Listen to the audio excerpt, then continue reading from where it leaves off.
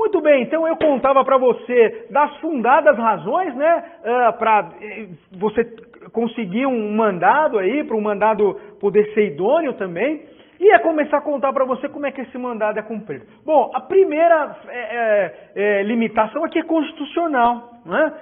O mandado só pode cumprir durante o dia. Então, já falei que ele é ordem judicial, né?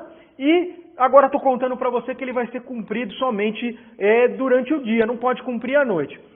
A doutrina falava o seguinte, olha, você pode aí usar para entender o que é dia, para entender o que é noite, né? Pode jogar para mim na tela aqui, Marcão, ó, um critério físico, né? Um critério físico astronômico, digamos assim, né? E o critério físico astronômico, ele vai falar se tem sol ou não, se está claro ou não, né?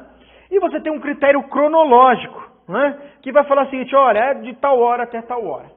Muito antigamente não, mas até um passado recente, você trabalhava com o critério de horário, se você trabalhasse com o critério cronológico, era o horário comercial, das 6 às 18, né? Só que aí, em 2019, veio a lei de abuso de autoridade, e ela fala que o conceito de noite é entre as 21 horas e as 5 da manhã. Né? Então ela contrariava um pouco a praxe que se utilizava. Né? Então assim, e aí a doutrina e a jurisprudência começaram a criar para todo mundo. Né? Tinha gosto para todo mundo. A maioria dos caras trabalha com isso aqui, ó, critério misto.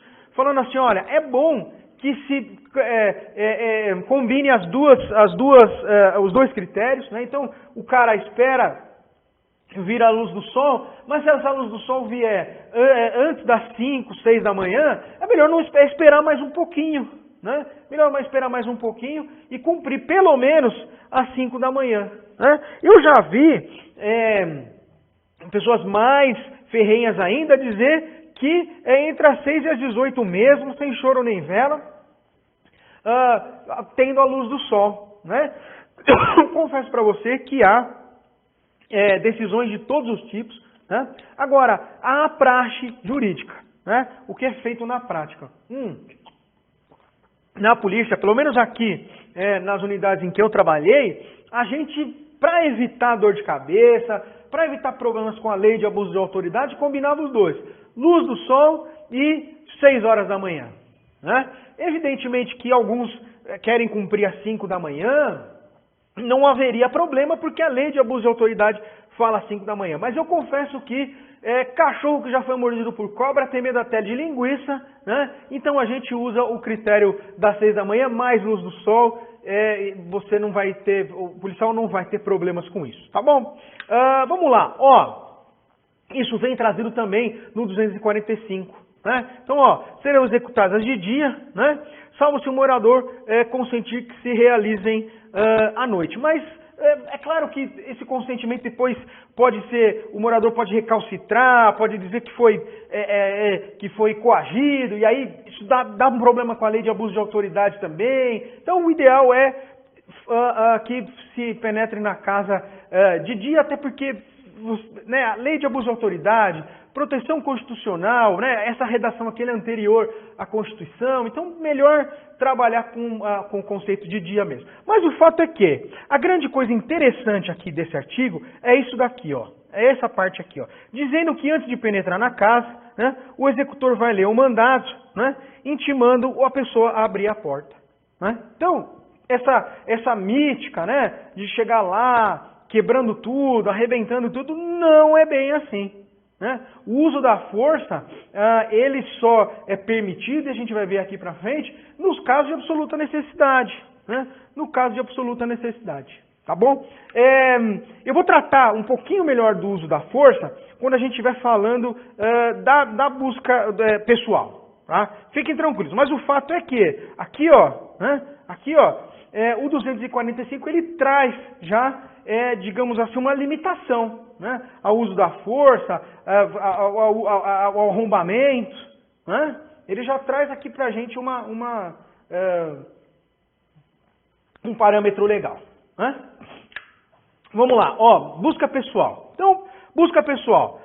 quando houver fundada a suspeita, né, de que alguém oculte consigo arma ou os objetos que a gente já falou lá em cima. Aqui vale tudo aquilo que eu falei de fundada suspeita. Tudo aquilo que eu falei lá para busca domiciliar, vale aqui. E de novo, não pode me jogar aqui.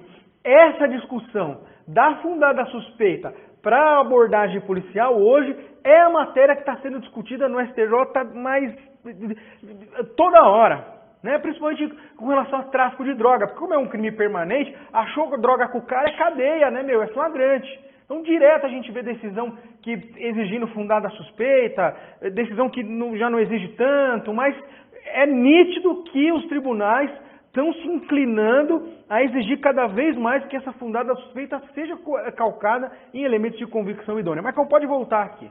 Qual que é a grande diferença? Pode voltar isso. Qual que é a grande diferença aqui da busca domiciliar?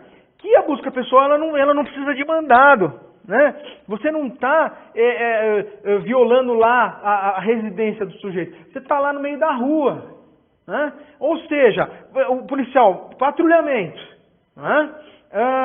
Detectou tem uma fundada suspeita diante de um elemento concreto, ele vai abordar o sujeito e vai proceder a uma busca pessoal em busca aqui, ó, desses objetos mencionados lá em cima lá. Né? Então, veja você que aqui, né, a busca pessoal, né, ela vai ter aqui alguns momentos, ou melhor, alguns contornos, né, que a explicam, que a fundamentam. Né? Veja que isso é trazido aqui pelo 244, e ele mesmo fala, né, aqui, ó, que a busca pessoal independe do mandado. Né? Então, é claro que ela vai acontecer. Primeiro, no caso de prisão, isso é óbvio, né? A pessoa, para ser inserida no ambiente carcerário, para ser inserida no ambiente policial, precisa passar por uma revista. Ela pode estar com um objeto cortante, ela pode estar com droga, ela pode estar com uma arma, pode estar com alguma coisa que traga perigo para ela, para os policiais, para outros presos, para as pessoas que estão na unidade policial. Então, segurança além de tudo. Então, evidentemente que no caso de uma prisão, a gente vai ter a busca pessoal. Né? E aí ela vai se calcar o quê? Na fundada suspeita, né? Ou seja, prender um cara no meio da rua. Né? A fundada suspeita de que está carregando alguma coisa, ele já foi, na verdade, já foi abordado por causa disso. Né? Então, é uma consequência lógica. Né? Mas claro que num contexto de uma busca domiciliar, também. Né? Então, você, ao cumprir um mandado de prisão, né? Ou esse mandado de prisão que contém o mandado de busca, né, para você ingressar no imóvel, né, para realizar essa prisão, é óbvio que você também vai fazer uma revista pessoal nessa pessoa. A doutrina, e aí o professor Renato Brasileiro, né, trabalha isso muito bem no livro dele, ele fala o seguinte, olha, ele observa duas grandes razões, dois grandes momentos em que a revista pessoal vai ser feita. E que ele chama de por razões de segurança e por razões processuais penais. Então, após por razões de segurança, seria o seguinte, o cara vai entrar num lugar reservado ou num lugar sensível, há uma fundamentação idônea, né? Desde claro que a revista seja feita sem constrangimentos para que essa revista possa ser feita. Então, por exemplo, um aeroporto, né? O estádio de futebol, por exemplo, em que você pode prejudicar uma multidão, né? Então, isso se a revista for feita fundamentadamente, né? E nesse caso sim, né? sem nenhum constrangimento, tira a roupa, ou sei lá, homem revistando mulher, né? Por exemplo, não há problema. Mas a que interessa para a gente aqui, no nosso assunto, é essa processual penal. Né? E ela está aqui no item 2, né? Que é justamente essa fundada, né, na suspeita que você pode achar alguma coisa meio criminoso, né, com ele. E aqui, claro, o professor vai citar todas aquilo que está lá, né, na legislação. Muito bem. Algumas limitações, claro, revistar homem, né, revistar homem, mulher vai ser revistada por mulher, embora o código diga o seguinte, olha, no artigo 249, a mulher vai fazer a busca em mulher se não importar no retardamento ou no prejuízo da diligência. Eu tomaria muito cuidado com isso aqui. Né? Porque hoje o staff, né, a quantidade de mulheres policiais é muito grande, cada vez maior, e realmente é difícil você imaginar na impossibilidade de trazer uma mulher para fazer a revista em outra mulher. Então, evidentemente que é possível, a legislação traz isso aqui, mas, de fato, na prática, a polícia tem evitado esse tipo de problemas, e eu acho salutares. Muito bem. O mandado de busca e apreensão. O que é um mandado de busca e apreensão? Veja você, então, que você, na investigação, né, se chegou, no processo, chegou à conclusão que há um fundamento idôneo de que há um local que precisa ser buscado para encontrar alguma coisa. Né? Como que você, então, como que o juiz formaliza essa autorização judicial para essa busca? Ele vai fundamentar por meio do mandado. Então veja você que o mandado, né, de busca e apreensão, ele é um instrumento legal que vai formalizar, que vai materializar, né, essa ordem judicial ou essa autorização judicial. Né? E o artigo 243 do CPP, ele traz aí um pouco os requisitos, né, para o que você tem que ter no mandado. Então, o mandado ele tem que indicar, né, o local certinho, né, ele tem que indicar o motivo e os fins daquela diligência, né, o que está se buscando com aquilo. É claro que ele vai ser assinado pela autoridade, mas veja, pode jogar para mim aqui, Marcão, o mandado, ele não pode ser, por exemplo, genérico. Né? Para quem já pegou um mandado na mão, ele diz certinho, olha, é da investigação tal, está se buscando tal coisa.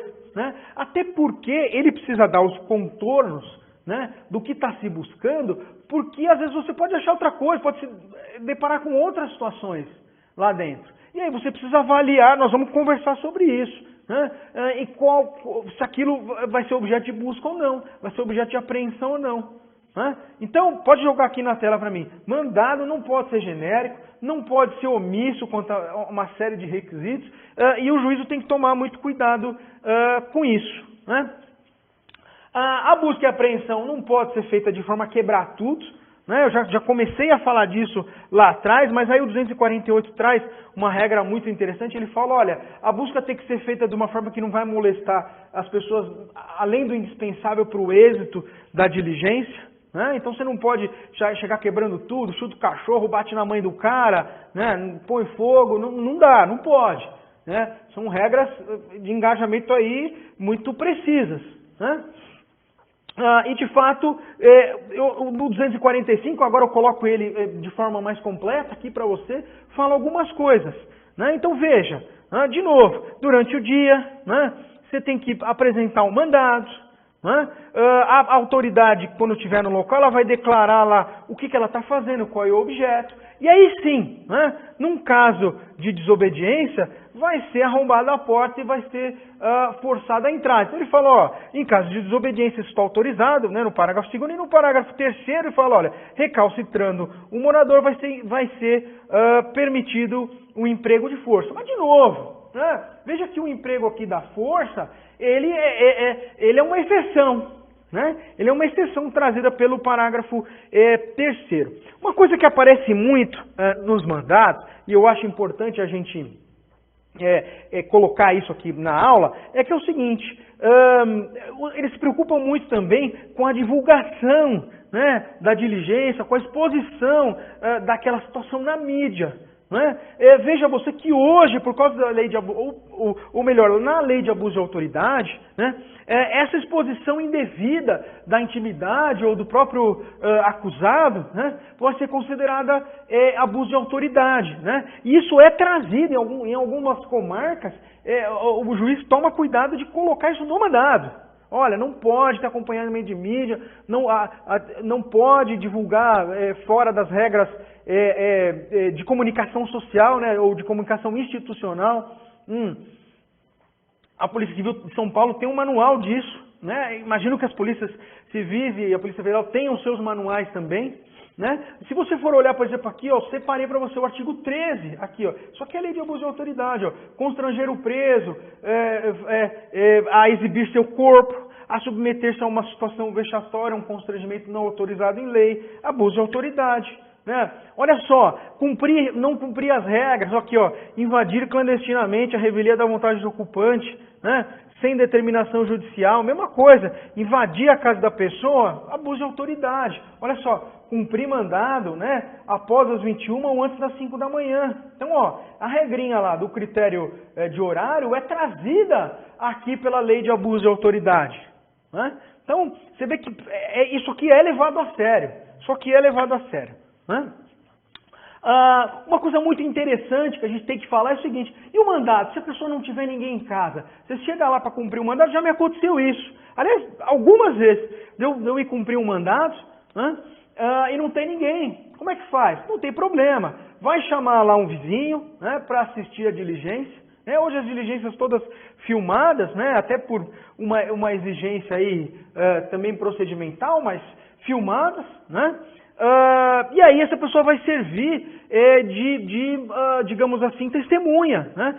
Já aconteceu isso várias vezes comigo. Estou cumprindo um mandado, não tem ninguém, pega pessoas ali vizinhas ou pessoas próximas, acompanham a gente e depois vai para a delegacia e é como testemunha, né? Como testemunha. Muitas vezes a gente pega o consentimento também por escrito do morador, né? Quando presente, mas quando não presente, um vizinho. Tudo para a gente se respaldar, né, para se enquadrar dentro das regras de engajamento. Então, muito bem. Aqui, pode me jogar na tela, Marcão. Então, já mostrei para você como a gente vai cumprir, né, o mandado. Então, sempre leitura, né, do mandado, a busca lá no local por aqueles objetos que são o objeto do mandado, né? Localizamos as coisas, ótimo, vamos separar aqui, operação feita, tudo certinho, aquilo vai ser levado para a delegacia para a gente poder formalizar isso. E é isso que eu vou falar no próximo bloco para você. Nós vamos fechar aqui, vamos fazer essa amarração final da busca e apreensão, contando para você como vai ser a atividade de polícia judiciária que vai levar isso aqui para os autos do inquérito ou para os autos do processo. Bacana? Daqui a pouco a gente volta então.